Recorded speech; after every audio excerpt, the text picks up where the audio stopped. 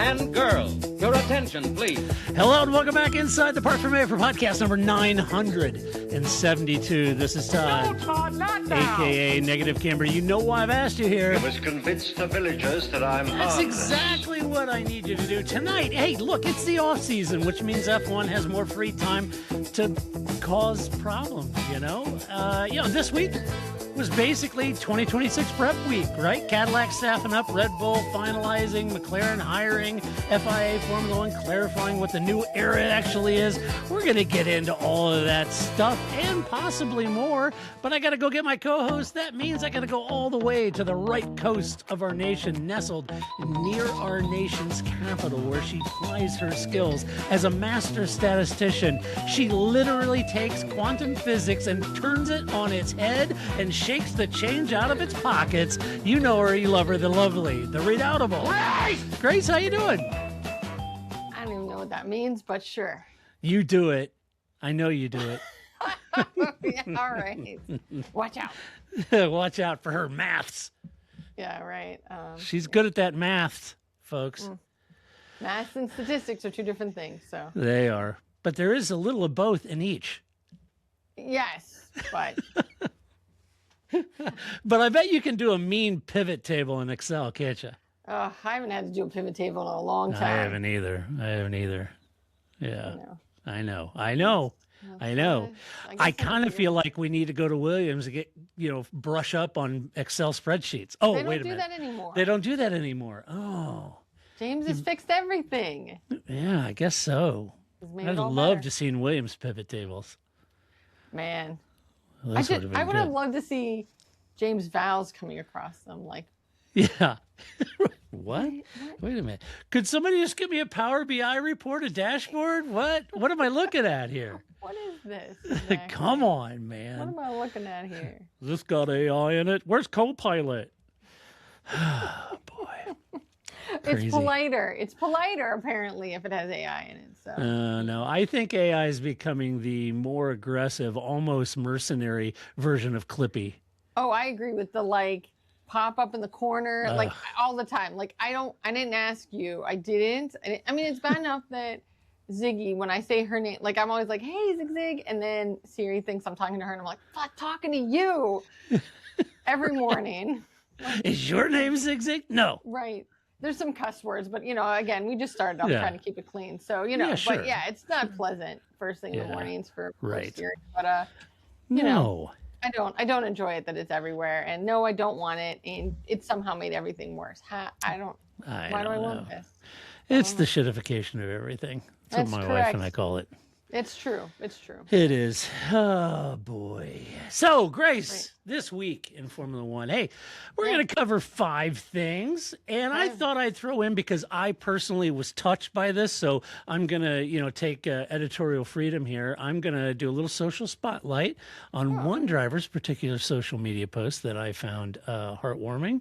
And everybody else, was apoplectic about it. But anyway, I will bring that up at the close before we get into some fun Albon's cats. Please be Valtteri Bottas. Please be Valtteri Bottas. Oh man, yeah, the crotch shot, yeah.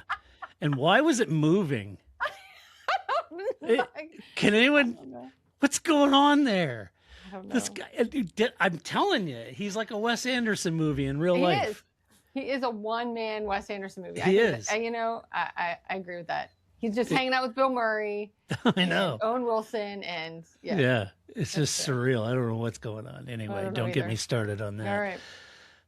So anyway, let's jump into the first story. On first blush, Cadillac announced that Zhou Guanyu.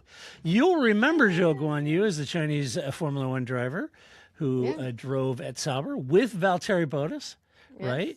And then he was sat down. He was the Ferrari reserve driver for the last season or so. So our friend Joe is a reserve driver now for Cadillac in the 2026 debut. That's good. They announced the structure. They have Bottas and Perez as the racing drivers, obviously. Colton Herta is the test driver. Sort of a planned F2 program, possibly. And then Ferrari supplying the power unit gearbox for 2026, as we know, until Cadillac rolls their own, right? So they're going to do that. So, why Joe? May think, well, gosh, of all the reserve drivers in Cadillac could get, and what about, U.S. drivers or whatever, but why Joe? Well, it actually kind of makes sense, Grace, when you consider that Joe brings the most recent Ferrari reserve and simulator mileage. Yeah. He's been working at Ferrari. He knows the gearbox. He knows the engine. He's done tons of sim work for Ferrari, so he knows how it should respond, right? And he's got that experience with Bottas at the Sauber area, so there's a real connection there, driver to driver, and communication. And Cadillac gets arguably a significant Chinese driver, and that's still a major market for a lot of companies like Cadillac, et cetera. And so Joe, very beloved driver from F1. So that's good. I think, the FIA and allowing Cadillac to come in, framing all of this as their arrival, expanding the grid. Cadillac's bringing in, Bottas and Perez, and they got Zhou Guanyu, who arguably, I think you and I, and certainly Paul and I, felt like he did a really good job at Sauber. Yeah. Unfortunately, didn't stay. But having said that, certainly, if you're newer to F1, a reserve driver sounds very bench, right? Mm-hmm. But for a brand new team, I'd argue it's actually core staff for this team, right? I think in any team, I think the idea. Yeah. A team is bigger than just the two drivers, right? Even at that, even a team is bigger than just the 5 names from the pit wall that we know or something like that. There's hundreds of people that work on a team. And so I think especially given new rules, their new team, I agree. Bringing in somebody with experience that's already worked with Bottas, because so much of it is also translation between people, right? So he has to be able to say, okay, we tried this in the sim, we found this. And Bottas has to be able to say, okay, well, I tried that in the car and I found this. You know what I mean? So it helps already that you have 2 people that have already had to have this communication with each other and be able to bring that to the team, and then also help Cadillac talk back to Ferrari, here's what we found, and here's how this is going to work. So, I agree. I don't think anybody that is into Formula One, it's not being on the track for sure, which is what Joe would want. That's what anybody wants. But sure, this is a pretty important role to have, and the reliance on simulators, the less testing has pushed more into the sims, right? So you have to have somebody that's able to quickly try something and get that information back out to the trackside team, because there's just not enough track time, especially if there's a sprint. You just don't have the time now to mess with your setup on the track. You have to have an off-track team to do this. So yeah. So I'd argue that it's a real core staff role for Cadillac. Joe will be doing heavy sim correlation, which brings up Hat Tip Motorsport magazine for this graphic, but they just posted this on social media today. I was looking at it. So that where you finish in the Constructors' Championship dictates how much wind tunnel time you get in aggregate, right? And all of that wind tunnel time is used between the 1st of January, like now, all the way through the 30th of June to use all that wind tunnel time. McLaren, because they won the Constructors' Championship, they get the least amount of wind tunnel time. So they get 224 runs in a wind tunnel. Meanwhile, a team like Cadillac gets 368. That's 144 more runs in the wind tunnel than McLaren as the champion gets. And that's significant, folks. That's a significant amount of time for a team like Audi, who gets pretty close to that. Cadillac, who gets the most wind tunnel time. So you can imagine Joe is going to be doing heavy sim correlation, procedure building, being first call if there is an issue in the seat, someone gets sick or under the weather or whatever. But I think also Joe is going to be acting as a real bridge between Ferrari, between Ferrari's tooling, their PU integration, and the Cadillac ops. I think he can be instrumental of that. He certainly understands the program, understands the engine, the gearbox, how that performed in the Ferrari chassis, which would be different than the Cadillac chassis, most likely, but I think Joe will actually be really helpful in that role. And he'll be able to know that difference, right? That's part of it too, right? He'd be able to say, no, this is the engine, no, this is the car. I think that, and I think speaking to your point, that if the best thing is to have one of the 2 racing seats, the next best thing is to have a position like this, right? Yeah, It's going to yeah. be very visible. He's going to still be around, and it will keep his skills sharp and keep him, in everybody's Rolodexes or whatever, right? Like, so I think that that's a good place for him to be, because for sure he wants to get back into Formula One. Yeah. Yeah, for sure. And I think you're always keeping your CV out there. You're keeping yourself frosty at the cutting edge. Driving current technology, I think, is always really important.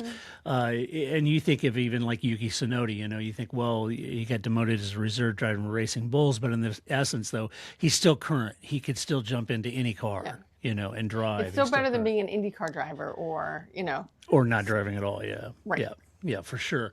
I thought I'd do a little assumption checks, in one sense. Hey, Joe is a reserve driver means Joe gets a future race seat. And that's not usually how that works. New teams often treat year one roles as modular. Reserve today doesn't guarantee promotion of the team. That may want a sponsor-driven role like Yuki was at Red Bull with Honda, or peak performance pivot later. They may not fit in that. If you think of bringing in Alonso or something like that, if you had an option on a real performance, peak performance type driver that you could snag, I think Cadillac would go for it. The other thing is, Chinese driver equals instant Chinese boom, as far as marketing, and commercial impact certainly depends on results and how they market that, how they story tell Joe's involvement in Cadillac and how much marketing activation they do behind that. If Cadillac struggles early, they could have a little bit of a halo effect that could fade pretty quick. If they struggle early, which, I think you and I are on record, everybody said Cadillac's and that's great. They're going to come in, but they're in a Ferrari engine, Ferrari gearbox. They're going to be cutting their teeth. Not that Graham Loudon doesn't know his way around an F1 car or the paddock, but no team enters, winning races. It would be foolish to think otherwise. Right? Yeah, I think so. They're not gonna. They're gonna be at the back of the pack. That is. Yep. It's just like we talk about a rookie, right? I mean, they're rookies, right? You don't expect that, suddenly, even Kimi Antonelli, you didn't, the expectations were very high for him, but he's also a rookie, so we have to kind of keep that in mind. And so here you have a team that has to learn everything, and even just sort of how the things flow and how to do this. I do think it doesn't hurt, right? It doesn't hurt that Joe is Chinese and that's a market that they want to be in, that there's,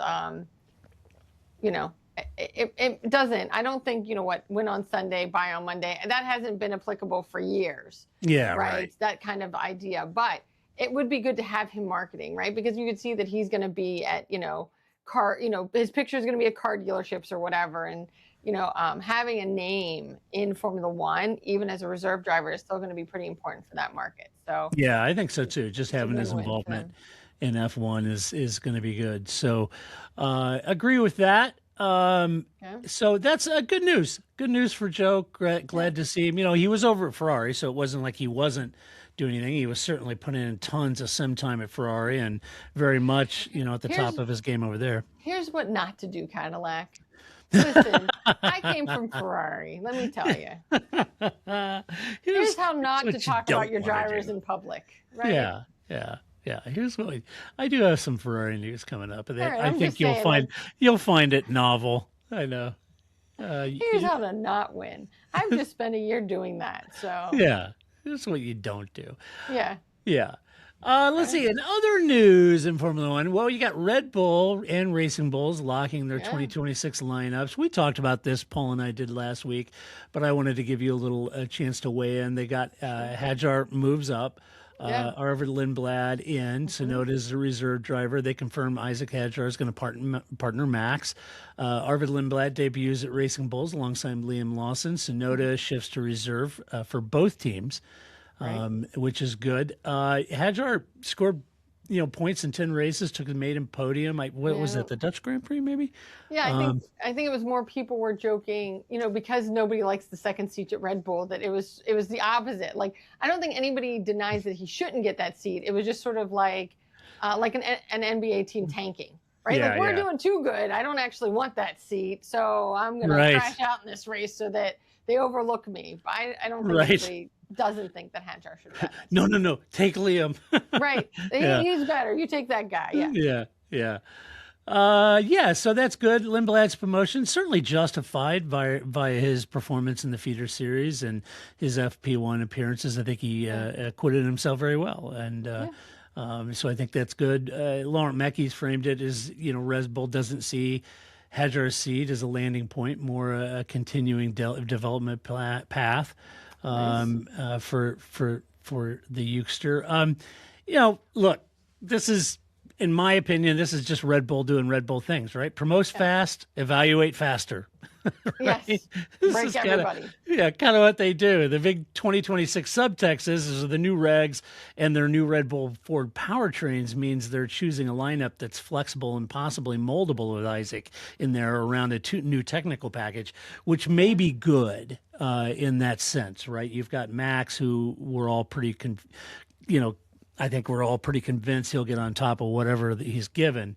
But I think from Isaac's standpoint, I think, the new Ford powertrain, Red Bull Ford powertrain, new regs, all that sort of thing might mean that he brings a flexibility and moldability in that second car that may benefit them. Like I think we talked about it, I know Paul and I talked about it too, is, everybody's like, oh my gosh, don't jump at that chance. And I think he kind of joked about it in social media, but the reality is you get a chance to drive for a top team, you're doing it. Duh. Yeah. Yeah. Right. Yeah. Yep. So I think that's absolutely the case. And I think it'll do good. I think I feel better. As somebody who's a fan of Hajar, I feel better with Mekies being there and without Helmut being there. So maybe it's a little less toxic. And, it actually will be a good second seat to be at. And he will be able to run with Max. And they'll, I don't know, they don't have to be like, I was going to say they're teammates. Like they don't have to be buddies.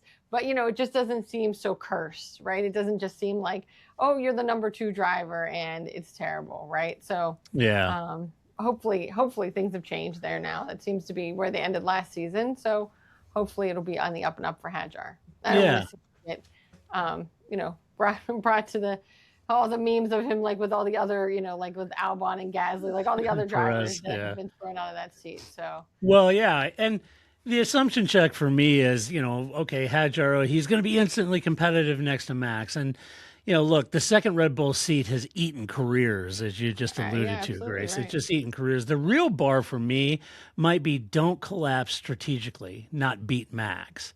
That might be, the mission isn't to go in and beat Max. The mission is to go in and strategically be strong, finish close, maximize points hauls. If you're finishing on Max's tail, Red Bull would be elated with that. So don't work like a team. Yeah. Because that's the difference, as Paul and I pointed out in the season review last week. It's the difference. Red Bull should have been second in the Constructors' Championship, and they weren't because Yuki was, nowhere to be found in the points. So I think from Isaac's standpoint, don't go in with the pressure of thinking that you've got to be on par and beat Max. That's not the goal. I think don't collapse strategically. Stay strong and score. I think on the outside, right? Like that's the good story. That's what fans want. That's what people talk about. But there's no way Hajar. I mean, you don't want to you never walk in there thinking you're never a number 2. You never walk in there thinking that you can't do it. But he's also not walking in there going, I'm eat my dirt, right? Like that's not it either. He's realistic about it. Is Max Verstappen. He has a few championships. He's pretty good, right? Like, he's got it. I think he'll be able to approach it with the right attitude of like, I will do well, but that is not my goal. Is to rub his face in the dirt either. Yeah. So we'll see. If he goes in, struggles like Yuki did, Perez did, everybody else did, well, at the end of the day, I think that says more about Max than it does Liam, Isaac, Sergio, Yuki. I just think it says a lot about Max and his ability. I think it has to be helpful to not have your own team dogging you all the time. Yeah, for sure. You know what I mean? Like I think that we've all had managers that's just like, well, that's great, thanks. Like that's not helping me.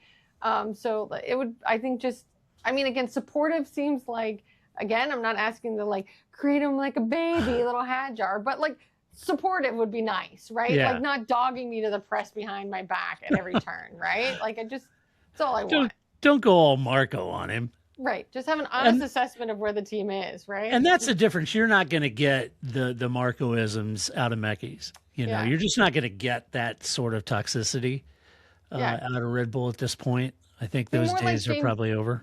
More like James Vowles, right? Like you can give an honest assessment of where the team is without dragging everybody out and dogging each other, right? Yeah, right. Okay. Yeah, I agree. Let's see. Let's talk about your team. Your buddy Will Courtney. Yeah. Right? That was quite nicely done. Good old Will. How about that, Will? Really, taking a step up. How about that? You were thinking, well, who is Will? Well, Will was at Red Bull for 22 years. That's right. 15 as the head of race strategy. And he now, apparently, McLaren's incoming sporting director, Will, has now started after Red Bull approved an early exit. He'd been previously expected to serve out a gardening leave. Right. And Red Bull said, what the heck, Live your life, my man. Yeah. So it's part of the strategy. It happens. He's going to be reporting to McLaren's racing director. So this is good. So Red Bull's strategy and brain drain continues as they just leak key technical people within the organization. Red Bull frames it as, hey, it's a changing the guard narrative, and there's a lot of senior departures, but we've got a broader, training up the next rank and file and that kind of thing. Yeah. So why not? It's not a one hire though for McLaren. This is, in my opinion, this is a McLaren buying process, right? Oh yeah, absolutely. Yeah. This isn't just like get all the best. They're not Aston Martin. They're not just like buying people. This is a strategic. Yeah. We have a position to be filled, and who can fill it. It isn't just buy up everybody and make them fit somewhere. Right. And the sporting director is an incredibly valuable position. Operational sharpness, pit wall governance, race ops, all of that. It's not just strategy calls. And let's be honest, if I'm being nitpicky, that's desperately something that McLaren needs right now, right? After almost throwing away the championship this year, I think having somebody like Will in there. He should be the papaya rules manager. That's Right. That's actually what it says on the org chart, right? Right. Manager of the papaya, yes. Yeah. The keeper of the holy papaya. Yeah. Correct. So I do think that'll help to kind of because it'll help to keep both the like outward media narrative cleaner, which McLaren had problems with this season, and hopefully they're actual on track. Maybe they'll be a little less likely to just shoot themselves in the foot. Right. In 26. So that's why I think this role is important for McLaren. Absolutely. And why I don't believe it is a one hire. I think their buying process, they're going to bring Will in to get that consistency. The assumption check on this for me is his arrival doesn't mean instant McLaren advantage, but the cultural and sort of tool chains that he has matter to Will and how effective he would be in McLaren. Even great strategists need the right data systems, the right decision authority to make the right decisions, as long as he's got that. And I would say, to your point, Grace, I mean, if he's got to spend a lot of his, gray matter trying to navigate this ridiculous papaya rules thing, I think that's going to be difficult for him. He comes from Red Bull. It's all about Max. It's all about the driver who's most likely to win. And I think that's what he'll bring, though. I think not that it's all about Max, but that sort of like to the point directness, or like cutting off the ambiguity. Right. Like we're doing this right here, right? Like I think that would help them to have that kind of directive. I think that sometimes it's sort of like, I don't know, Lando, what do you want? Well, I don't know, Pit Wall, what do you want? Well, I don't know, Lando, what do you want? You know what I mean? Like just we get it, and so I could see that coming from Red Bull being a real strength to be able to just be decisive, I guess is the word I'm looking for. Yeah, I agree. Make the team be decisive. And I think that I agree with you. I think that will really help. And once you have one person that's kind of heading that, everybody else will kind of like, okay, yeah, I got this, right? That's what Will said. And they'll just it'll create that ethos and that process for the team. Yeah. It'll make that a little less gobbledygooky. I don't know next year. Yeah, I agree. I hope they have better firm footing on their decision and strategy. The other assumption checks really is, Red Bull's weakening, automatically. They're just losing these people, and so they're going to weaken. I don't know about that. Red Bull has been really good at internal promotion and development. They really have. The real question for me is whether the 2026 power unit and Aero shift punishes any sort of organization wobble. And what I mean by that is that you look at what happened the beginning of last year on the back of all the scandal and the consternation and the Jos Verstappen, Christian Horner, Adrian Newey, all that stuff that went down. That organization was wobbling, even at the boardroom level. You had Ali and with Didi passing and, this power struggle at the boardroom. You had all of this going on. That organization was wobbling. And yet, look what they were able to do last year, right? So the question is, okay, losing even more senior brains in the operation, are they going to be weaker now? I'm just curious, how much of this organization wobble can they withstand and still maintain that level of success and performance that they did in the second half of 2025? Right. That's the big question for me. I mean, I think the thing is like, imagine what Red Bull would have done without that. Yeah, exactly. Right? Like, so I think that they were able to, much better than if it was McLaren, that's for sure. I think to be able to rate themselves through that wobble, right? Yeah. Like, I think that they have that. Again, I think that comes from that, what makes them so direct, right? That's where this can pay off. But it's also can lead to everything has a plus and a minus, and what works for one person's management style works for some employees and works not for others. So, right. But I do think that their ability to sort of like laser direct in on something will help, and that you've had a lot of people there. Again, it's a large organization. Mackey's is really able to set that tone from the top and carry people through at Red Bull. It's not really ever. Even like with Adrian Newey, it's not just like, whoop, you have Adrian Newey, Aston Martin's going to win next year, right? It's never quite that direct, because if that was the case, everybody would just pay for Adrian Newey, right? So it takes a little bit more than just, Todd's running this podcast now, we're making millions. All right, excellent. Yeah, right? Clearly not the reality. Yeah. Yeah, I'm not the Adrian Newey of podcasting. Yeah, I mean, I'm mostly the Kimi Räikkönen of. Yeah, right. Yeah. So we'll see. But good for McLaren. I think that's a role they need to iron out some of the papaya nonsense, and hopefully, I think we'll be able to do that. He's a sharp cookie, that Will. He's a good egg. And we'll see what happens. Let's see. The 2026 rules clarity. Hey, we did get a little clarification. Active Aero replaces the classic DRS, and the FIA says that the regs suite is complete. So now they've done all the maths, they've figured it all out, and everything, the 2026 regulatory suite is now structurally completed. New section A added. The regs split into 6 sections, A through F. They've got that all down. And I'm glad. I was losing sleep over those 6 Me sections too. being one, right? I'm like, Me too. I was thinking, MBS, please talk to us. Put this up. Come on, man. Yeah, come on, talk to us. Get this figured out. Certainly the on-track headlines as we head in 26 is going to be the active Aero, front and rear wing elements that adjust and open with low drag mode on straights available every lap. Plus, you've got an overtake mode. You've got the mom button, Grace. Mom button. Some part of so we often will talk about how, and it's a little different because there's a little more tracks in there now, but sort of between Australia, which is again the season opener, to Catalonia, right? Because that's traditionally the first European race. And so there's sort of a lot going on there until you get to Europe, and then you're like, okay, now we feel a little more settled. The teams are bringing their upgrades. I feel like the language of these first 6 races, what are we talking about? It's going to take a while for this to kind of settle out, even in the off season, where it's still what are we talking about when people used it? Because who's going to call it the mom mode? I mean, mom really, mode.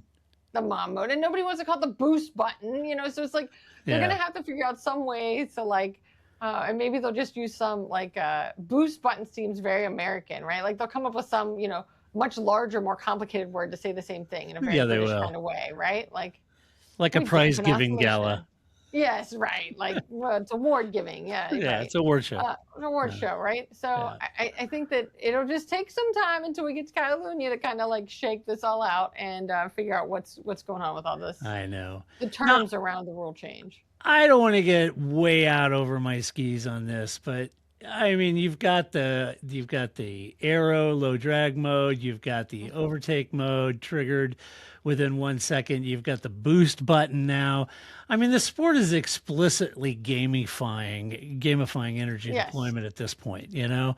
I am not a big fan of, we need to gamify everything. It's like, I would like a car race, not a video game. It already is a game.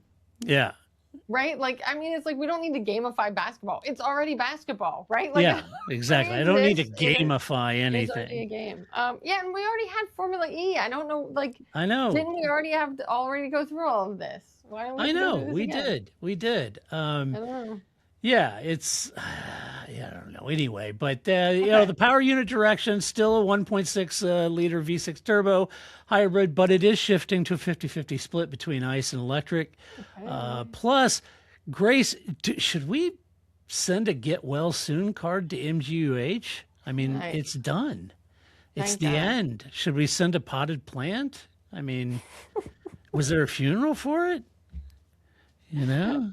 A watery grave. We're lamenting the loss of the engine muffling MGUH, which I went on a screed last week. I was the one you'll remember that you guys made fun of when I made such a big deal in 2014 about how not only Formula One, but all of the media, rank and file, drank the Kool-Aid. They went right along with Formula One, and instantly, because they were getting such a backlash over the sound of the cars, they instantly started referring to it as noise. Because when people would talk about, I want the V8s, well, the noise of the V8s is what people... Noise is a pejorative. Sound is not. Up until 2014, we always talk about the glorious sound of a V10, V12, V8. Then when it came out, notice it became the noise. Yeah. Right? Now... There was a little clip a couple of weeks ago of one of the teams. I can't remember now which one. It was a Honda or somebody. Anyway, it had the sound of the engine. Now, Formula One, all the media has gone back to the term sound. So there you go. I know I'm nitpicking, but it's important to know what words mean and what the intent is. And I never bought the noise. It pissed me off when they referred to the noise of the V8. It was the sound of the V8. So now we're back to the sound since we got rid of the god-awful MGUH, thankfully. And the sustainability governance, the FIA details fuel assurance scheme, the SRFAS. Oh, that's an acronym. I mean, that's getting dangerously close to American military acronym there. Right. Did you get the SURFAS? No. No. Tied to advanced sustainable components and, the biofuel. So there you go. Mm-hmm. So we got that. So if you love DRS trains, folks, you're about to meet recharge debates. I think that's going to be the real talking point is we head into 2026. A lot of teams are concerned about it. It's the same problem. Yeah. Just a different mechanism, same problem. Yep, it is. It's still a truly train. It does not matter what's causing it. Yeah. And like I said, the whole fan-facing language shift to boost, overtake, recharge, it's a deliberate attempt to make 2026 era legible for fans, and gamifying it, which I'm not a big fan of personally. I mean, whatever. That's just personal taste, but I'm not a huge fan of that. I don't think I think the thing is, though, is that it can come off as patronizing to the kids, right? Like they're trying too hard. Dominicali, you're old. I am old. Stop trying to be young. You're not cool. You're not hip. It's okay. Dominicali, He completely embodies that Steve Buscemi meme. Hey, young students, what's up? Hey, Yeah. young students. Yeah. Yeah. Right. Yes, which I always liked with Fernando Alonso when he got the rookie test, right? Like, Yeah, right. hello, fellow youngsters. I am Fernando Alonso. I am here for the rookie test, right? Yeah. Hello, fellow rookies. Yeah, I just think that you're just trying too hard. You're listening to marketing, and once again, none of this matters unless your racing is worth watching. So focus on making racing worth watching, and don't worry about all this sort of like trickeration. I mean, it's like dating. Just be yourself. That doesn't mean be mean or be a slob. Yeah, dress nicely, take a shower, be the best part of yourself, but just be yourself. Right. Because you know what? Eventually, you're going to get onto like date 9, and then what happens? You just are a jerk. Well, just be a jerk at date 1, and then we all know we can all move on with our lives. There's no need for this. Just be yourself, Formula One. No, it's a great point you bring up, Grace, and it's part of my assumption check. The one is the active Aero guarantees better racing. Well, my counterpoint to that, no, it guarantees different racing, right? The balance between low drag availability and overtake mode constraints is where, trust me on this, if you've watched F1 for a long time out there, you know what I'm talking about. If you're newer, you have trust me on this, is the balance between low drag availability and overtake mode constraints is where the unintended consequences live. It will be exploited. Energy hoarding, timing windows, new trains, maybe not DRS trains, but there'll be other trains, right? If the teams, and Grace and I have talked about this ad nauseum, Grace, the teams will exploit the regulation to the nth degree, but it is their job to push the envelope as far as humanly possible. You know, we've talked about when fans got very upset when we switched. Remember, we get to free practice and 30 minutes goes by and not one team's ran. Yeah. That's because tactically and strategically, it doesn't benefit the team to run for that full hour, and they're not going to, right? And so everybody says, well, but that's crap for the fans. Sorry, but those are the regulations. They're not even there for the drivers. So why would they be there for the fans? We just happen to be there. Right. Yeah. And this is where they will exploit this. I think let this be a lesson. This is what happens when you're old. This is what happens in everything, right? Like, oh yeah, we've been through this with every project before. Oh, now we're going to do performance evaluations like this, which we did last time. And this is the opposite of the thing we did before. Like, don't get old, people, because then this is what happens, right? You're just like, yeah, we've been here. We've done that. Now we're doing it again, but now we're calling it boost and recharge, right? Like, woo! Yeah. Right. So it comes for all of us. And I think that it really, I just don't see where people are like blinded by this magnificence. You know, I don't think it works that way. It's not like somebody's like, oh, you know, I wasn't really, there's a boost button, Todd. Oh, I'm going to watch this week. I didn't know that. Like, a boost button, I'm in. Right. Yeah. I just think that's just that's not a selling point to people. I think if you have good racing that people want to watch and you sell it an honest way, right? Like you don't need to, you know, again, take showers, be nice. But if you're not a fancy person, don't be fancy. Eventually I'm going to find out you're not fancy. Just wear your t-shirts and jeans. It's fine, right? If you don't know which side the fork goes on, just admit it. It's okay, right? Yeah. Just live your life. You eat from the outside in. It's fine. You deserve spoons at the top. But nobody knows this, and it's okay. And as long as we all agree it's fine, and you're not using each other's forks. But right.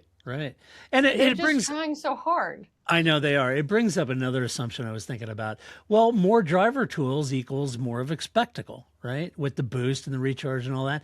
But my counterpoint to this is if the tools are too powerful or too procedural, you risk turning wheel to wheel into who pushed the right button or who pushed the right mode at the right detection point or at the right time, you know? And to your point, Grace, they got a boost button. Oh my gosh, you used the boost at exactly the right time. And it's kind of like, But why wouldn't you just have? Okay, so this is kind of like when they introduced the sprint races. The first week of the sprint races was interesting. Guess what? By the second time we had sprint races, people figured it out, and it didn't matter anymore, right? Matter, it's gonna be the same thing. Like, so Australia might be a little like argy. Yeah, right.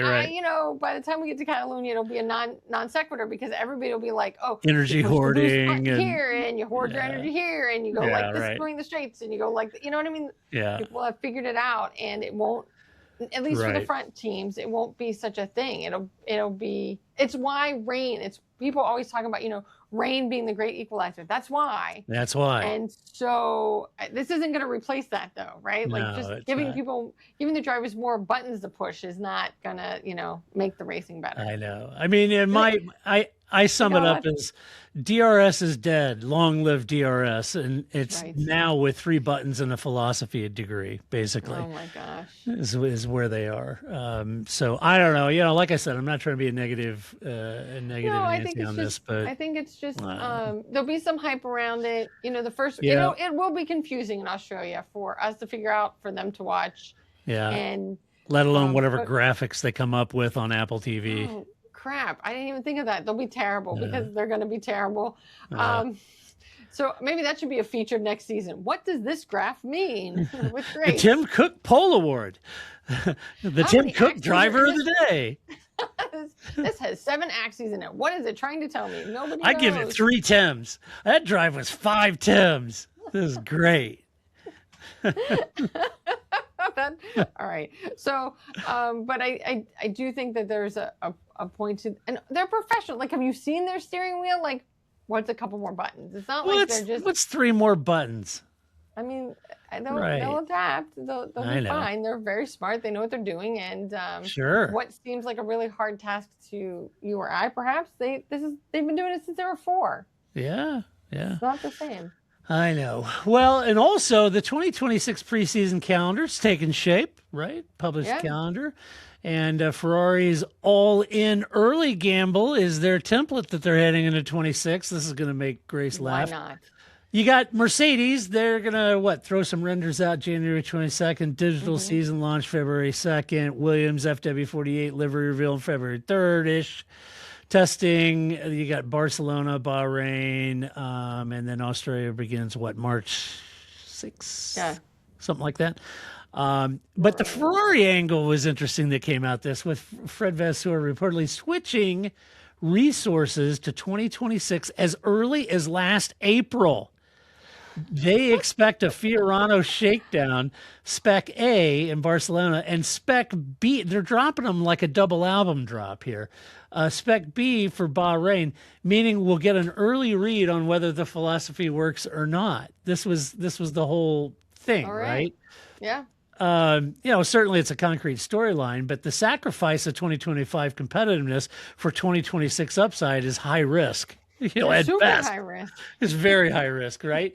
Why would you do that? Right.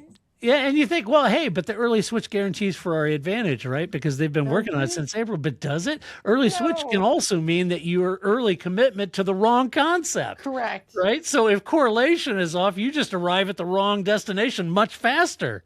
Yes. Right? See McLaren. See Mercedes with zero, size 0 body. Thanks, Mike Elliott. Maybe Mike Elliott works at Ferrari now. Yeah, maybe. So I don't know. It's and especially because the rules are always vague, right? Like there always has to be some gray space, and so some of that isn't until somebody says, "So asking for a friend, if I did this, would that be legal?" And so by committing this early on, you miss out on that sort of like, well, what if I did this thing? Or, this sort of refinement that naturally will happen. Right. And I would say last April, the regulations are 2026. It's not like you could have written those on a rock. I mean, they weren't, poured in cement at that point. It explains a lot for him, though. I think it's a convenient way, and, it's coming from a Ferrari fan, as evidenced by the pictures and cars behind me. But I think it's an easy way to dismiss their horrible 2025 saying, oh, well, no, I mean, the reason, look, really, Mr. or Mrs. Press person, 2025, no, it wasn't a good year, but I'll tell you the secret. It's because we gave up in April. We were focused on 2076 all year long. So, Just wait. We were just an also Yeah. ran for balance for most of 2025. We were an also ran because But we that were focused on 26. But that doesn't work. You're Ferrari. That works if you're Alpine. That I works if agree. you- I right? agree. Like, this is not a story. If that you're works Ferrari, Williams, you're You should Ferrari. right. You should have been kicking butt in 25 and working on 2026. Because again, everybody else at the front end figured that Right. out. But Ferrari, like, it's just Right. like, what would Alpine do, right? Like, nobody buys this. And what if they do suck at 26? Then what's your storyline going to be, buddy? Right? Right. Like, what are you going Right. to do now? Right. Oh, And just a man. cautionary tale on any renders that you see or even some of the early tests. Do they tell us anything about the car? What they tell us, folks, is what their marketing priorities are. The real tells start in Barcelona, correlation, Bahrain, long runs. I suspect we'll see very different wings come Australia than what we see early on. So, it doesn't Always, tell us anything. If you've been watching F1 in a long time, you folks out there, the veterans, you'll know what I'm talking about. Remember where they'd show up in testing and they'd have certain front wings. Okay. But, and then the launch car is just a show car. Right. And an approximation. Then you go to testing, and then, oh, no, this is interesting. And all the F1 press will be beavering into the fairings and all the wings and all that. And then they show up in Australia, completely different than what they were testing. Like, whoa, where did that come from, right? Think dual diffuser and brawn, right? So if you've been following a little while, you know how these teams play that. I mean, they also, just like radio, right? They know that what the communication between the driver and the team, not only do we hear that, but they know that, Red Bull's listening to what Ferrari's saying and Ferrari's listening to what McLaren's saying. So they know what to say and not to say and how to use coded language or how to present themselves. It isn't just like straightforward, whatever comes to their mind is what they say. Right. This is the same thing, right? Like they Right. know that what they show up at test 1, everybody's looking at, and they know what they show up at test 2, everybody's looking at. So that's always a part of the game, is that you need to test things, you need to get information, but you also know everybody's watching you. And so if you can throw somebody off your scent, that's great strategery, right? So and I've been saying this for 10 plus years, folks, is that when you go to testing, and you'll hear it this year, you're going to hear people say, oh, it's just testing, we really can't tell anything from testing. No, we can't, as fans sitting at home. You're right, we can't. I'll guarantee you the other teams know what's going on. Absolutely. Absolutely know what's going on. And they have people there, and They're not just timing their cars, they're timing fractions of sectors of other cars, and they're watching every other team's program. They're watching everything, folks, and they see everything. And these are seasoned veterans, from the engineers to the mechanics in these teams.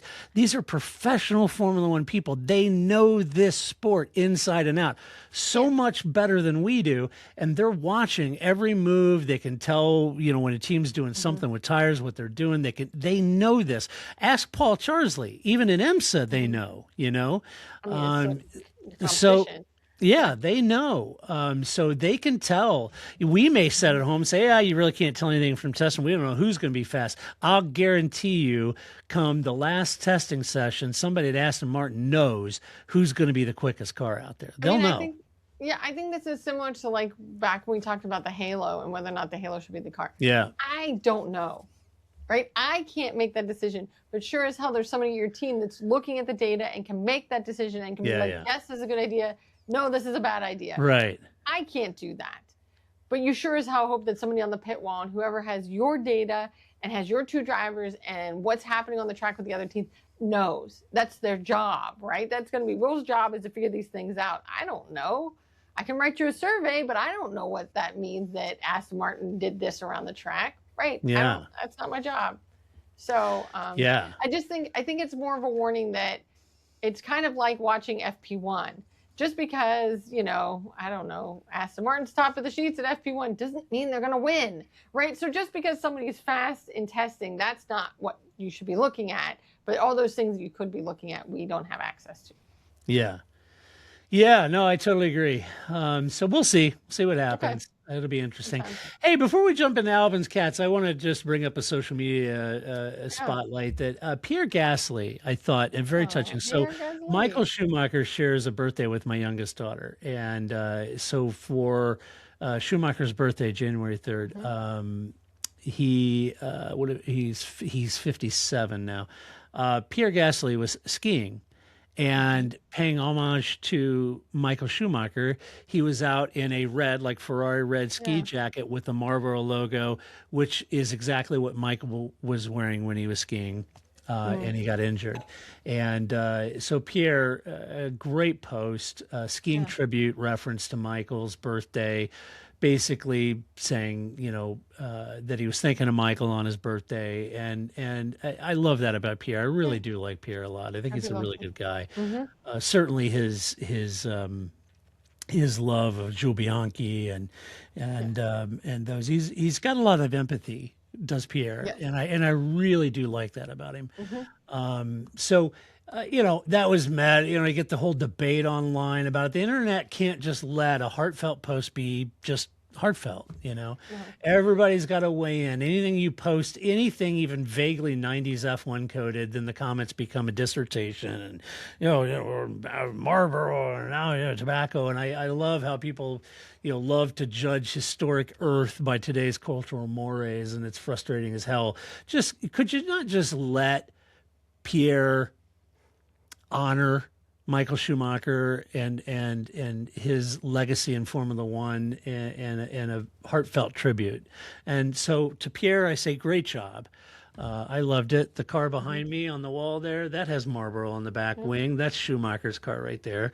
And I love that about Pierre. And I thought it was a really, really heartfelt, kind gesture on his part. So and to you, Todd, what I recommend is don't read the comments. I know. I got to quit reading comments. These people just enjoy the post and move on. I know. Don't read the comments. They're always, And the thing is that for every, that was a good point, there's 7 other trolls. So yeah, I know. I know. Every time I go to social media, read the comments. If there's a bell curve, most of them are far to the left of the bell curve. It's just maddening. So anyway, so hey, as we head into next week, before we get into Albon's Cats, head into what to look for, folks. Well, you've got the Mercedes renders drop. And then whatever they drop, just expect an immediate front wing discourse, right? So you'll see some renders. Oh, yeah, look at that front wing. You get that. But trust me, it's not going to be the front wing we see in Australia. I got the Barcelona test coming up late January. A first real hint of who's understood the active Aero and the energy management. That'll be interesting to see. And then Cadillac, still continuing that operational build out. So watch for more staffing announcements, facility progress, how quickly the Ferrari supply relationship turns into on-track reliability. I think that'll be a real good talking point as we head into the season for 2026. So keep your eye on that. Okay.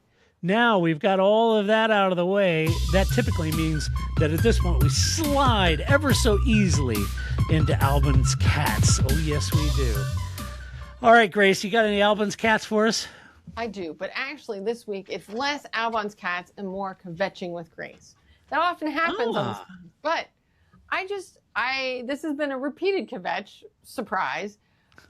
But I was listening to, first of all, I think it's funny that the race, right, has a podcast. But whenever I would say to Flip, I'd be like, oh, hey, I heard this on the Racist podcast. It always sounds like the Racist podcast, which clearly somebody did not think that through when they came up with the name, which makes total sense. But I'm like, I'm going to be out in public and be like, hey, did you hear the Racist podcast? Great.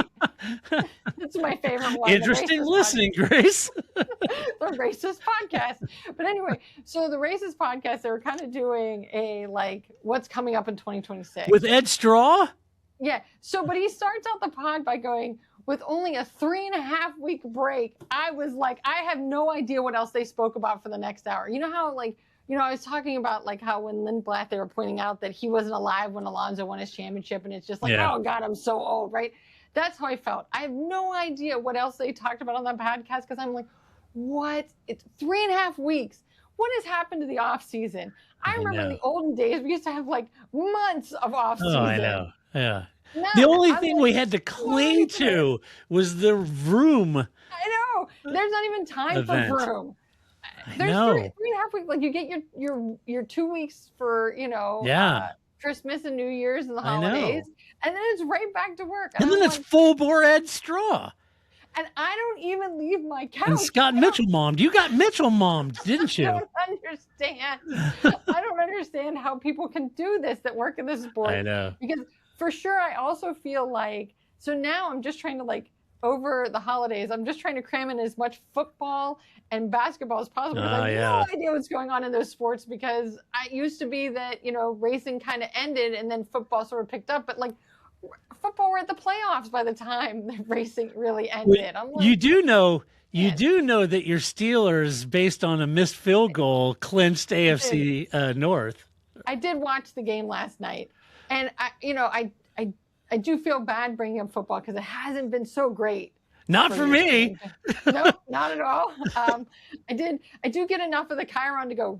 I was totally caught off guard by they were moving to Kansas City. I was like, what? Yeah. Okay. I guess at least it's still Kansas City. You're not moving. Kansas, over in Johnson right? County. But it's not like you're moving to like I don't know.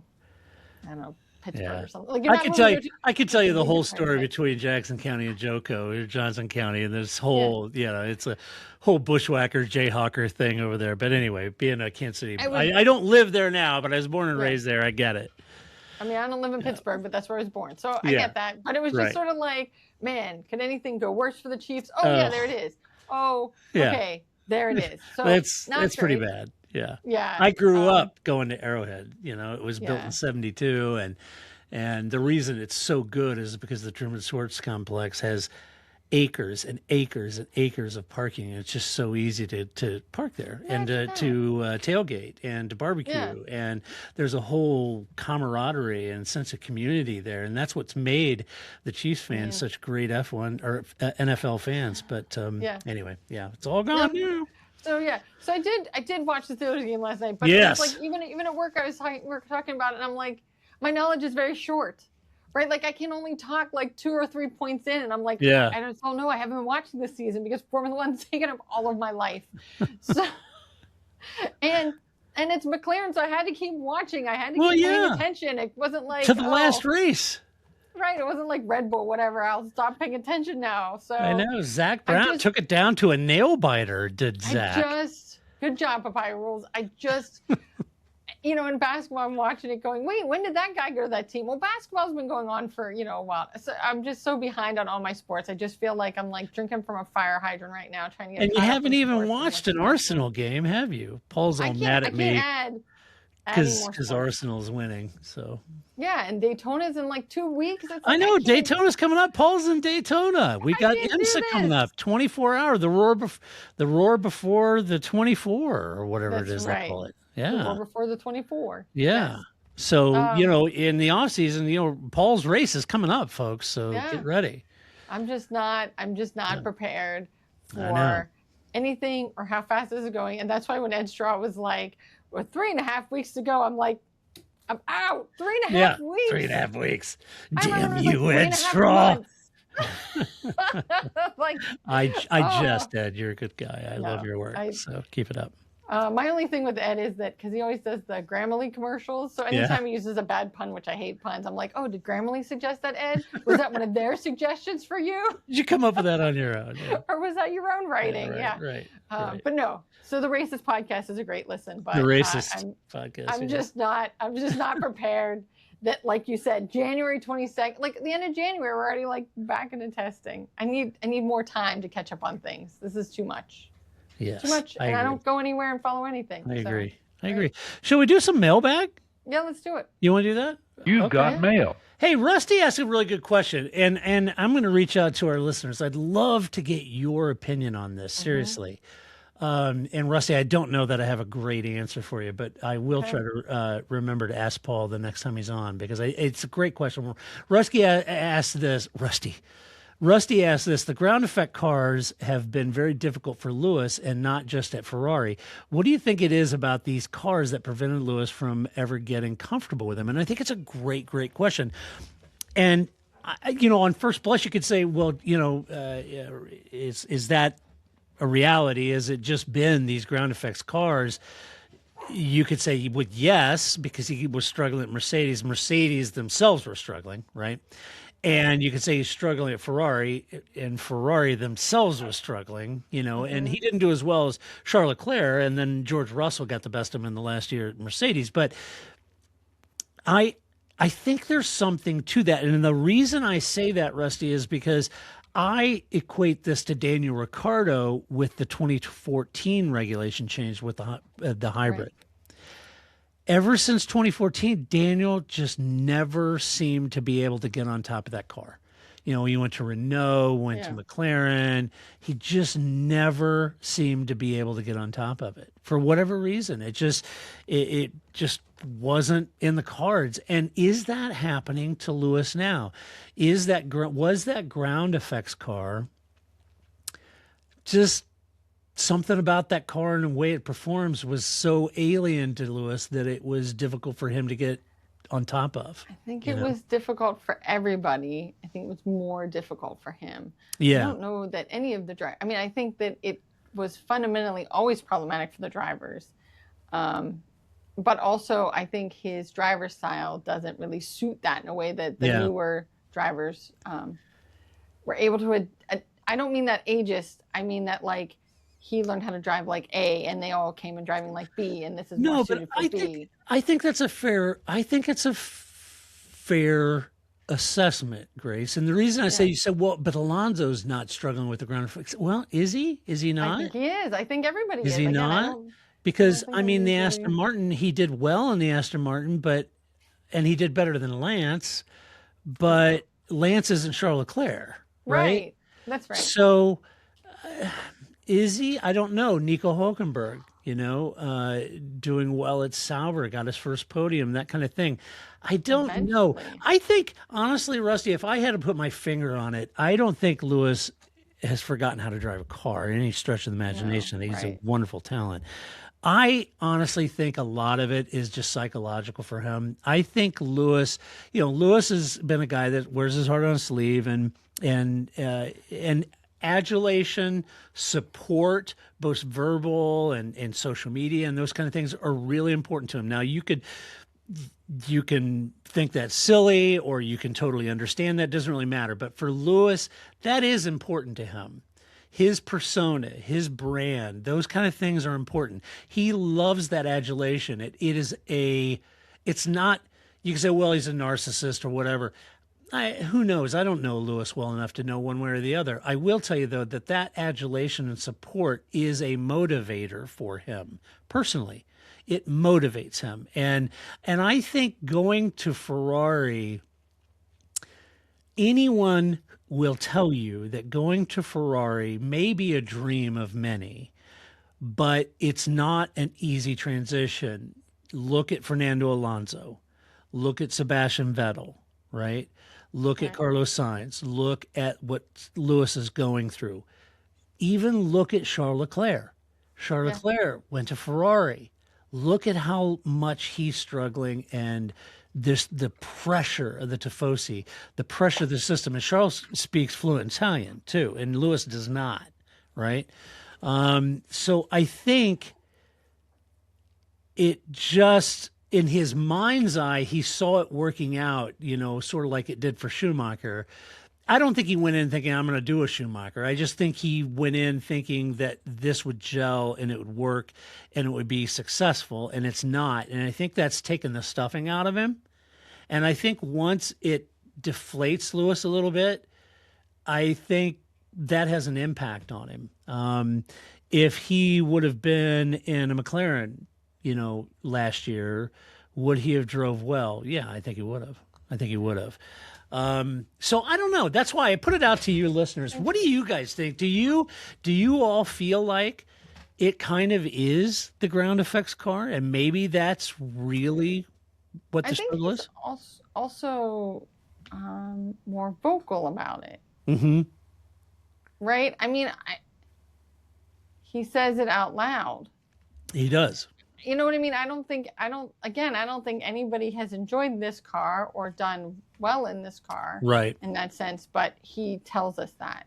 It's narrative management in some ways, right? Yeah, yeah. So, I could see that because he says, right, it's kind of like the balance I think we all have to find at work, right? Like you want to say, hey, oh, that was my mistake. I'm so sorry, Todd. But you know that if you say, I'm sorry, Todd, that was a mistake, somebody may be like, oh, see, Grace just can't hack it. Yeah, well, right. I'm just a human, right? Like, so I think that I think that there's sometimes there's that balance that we want him to not say those things because it makes him appear a certain way in his narrative. And so that it could be that it's just that nobody else says it out loud or feels capable of saying it out loud, or, you know, because you imagine being like at Alpine, Pierre Gasly being like, hey, guess what? I'm not doing so great here. Yeah, it's not going to fly, right? So, yeah. But that is part of his brand and who he is, and he wants to be open about that. But it is, but he also we don't have a honest opinion about he it. knows how to work, you know, his fan base too. You know, he's I'm terrible, I'm horrible, and then the fan base will react. Oh, no, Lewis, you're 7-time champ, you're awesome, you're inspirational, all that stuff, and he gets that adulation from him and that kind of thing. But it's more than that. It's not about cheap platitudes for him. I think he desperately wants this to work and win. But I'm not sure. Yeah, and I'm kind of questioning now, deep down, whether he's looking at that organization now from the inside out and thinking, "Wow, this team's got a lot of issues," and I don't think this is going to work. I don't know how you go into this not knowing. I mean, I don't know the depth of those issues, but come on, man. I got eyes. We've talked about this. Like, well, I've got eyes, haven't I? I was like, I can understand. I grew up with Michael Schumacher's poster on my wall, and I really wanted to go to Ferrari. That sentiment, I understand 100%. But that was not yesterday, right? Have you not been watching this sport, right? Like, how many, you're friends with Vettel. You're the only person that has Vettel's cell phone number. Did you not talk to him before you went there? I'm pretty sure that you knew. Maybe not how bad, but you knew it wasn't great. I just think that it isn't how he thought it was going to go. And maybe he didn't realize it was as bad as it is. And in the beginning, he was, I don't know, swept up by all the greatness, but it's Ferrari, man. But I don't know why you think that. There's precedence there. He can't feel, and if you're criticizing him, I wouldn't be too harsh on him. Look, I think the reality of this is you could look at Schumacher when he went to Ferrari, but Schumacher was young. He just came off the 2 championships. He was on fire. If you go to that, what's the podcast? The one guy, I'm so sorry. I can never remember your name. It was a high performance podcast. Is that it? Jake.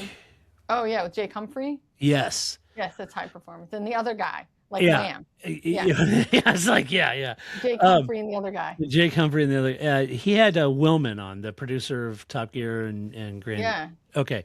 Good interview.